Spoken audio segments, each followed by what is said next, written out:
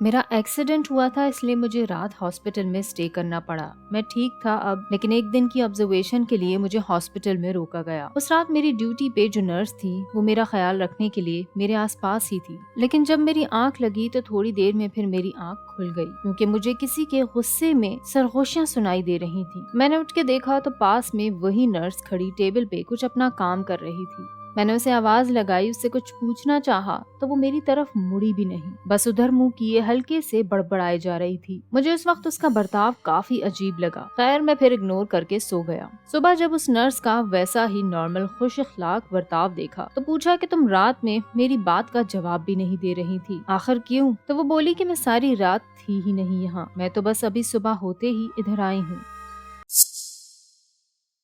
अनीका और शनाया दोनों रूममेट थीं। अभी यूनिवर्सिटी सेमेस्टर स्टार्ट हुआ था और हॉस्टल में इन दोनों का रूम एक दूसरे के साथ इन्हें मिला था। दोनों ही एक दूसरे के साथ बहुत कोऑपरेटिव हुआ करती थीं। जब आधी रात को इनमें से किसी को वॉशरूम जाना होता था तो एक दूसरे को उठा लिया करती थीं। एक रात अनीका को 4 बजे वॉशरूम जाना पड़ता है और अकेले ही वॉशरूम चली जाती है, जो कि रूम के बाहर कॉरिडोर में होते हैं। अनीका को रात के अंधेरे और इस सन्नाटे से डर भी लग रहा होता है, मगर उसके पास कोई और ऑप्शन भी नहीं था। वो जैसे ही वॉशरूम जाती है वहाँ उसे एक अजीब हैवीनेस फील होती है, जैसे उसके आसपास कोई है।